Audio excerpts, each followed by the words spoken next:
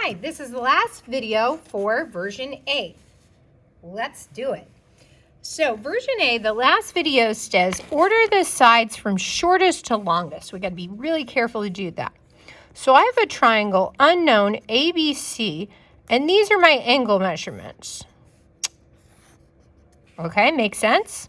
So hopefully you set these up. You know all three angles have to add up to 180 because it's a triangle. That's triangle sum theorem. So 9x minus 7, 7x minus the 9, and 28 minus 2x. So I end up getting 16x take away 2, which would be 14x. And I end up getting 28 minus the 7 minus another 9. So let's double check with our calculator. 28 minus the 7 minus another 9, we get 12.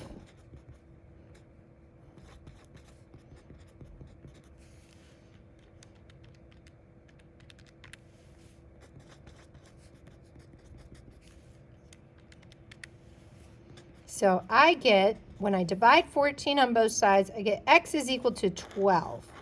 I like it, but that's not what they said. But if you got that, I gave you some partial credit.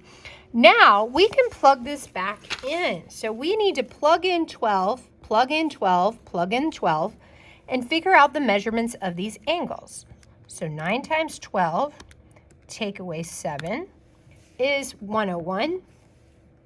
7 times 12, take away 9, is 75. So B is 75. And C is 28 minus 2 times 12. So that'd be 28 minus 24. That's just 4. Okay, so it feels a little weird, but we can add these up just to double check. So 101 plus 75 plus 4 is 180. That's right. So now I have to order the sides shortest to longest.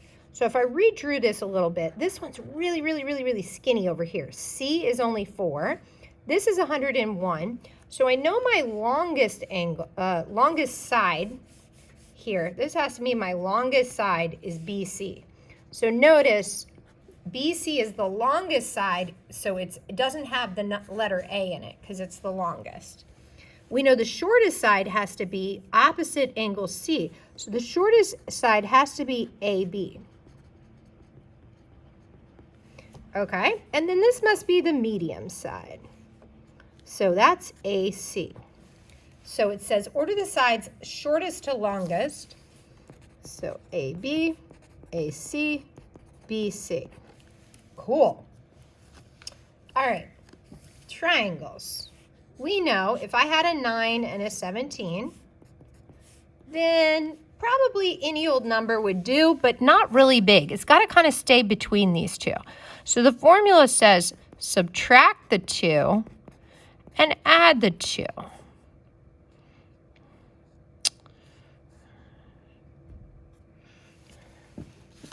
So we get 8, but it can't be 8. It has to be bigger than 8.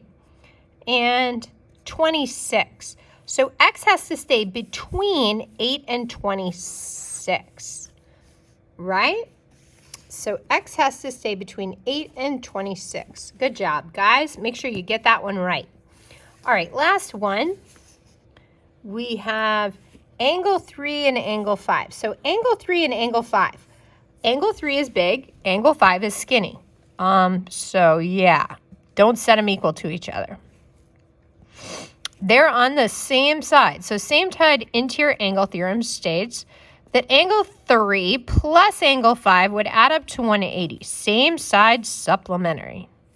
So let's do that. X plus 67 plus x minus 9 has to equal 180. So I get 58.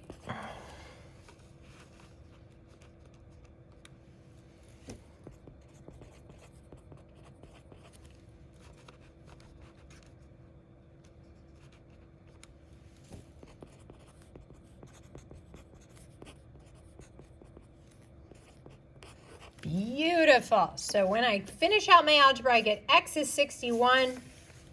And that's all they said. They just said solve for the variable. My variable was x. Thanks for joining us, guys. Good luck on your retest. Make sure to study.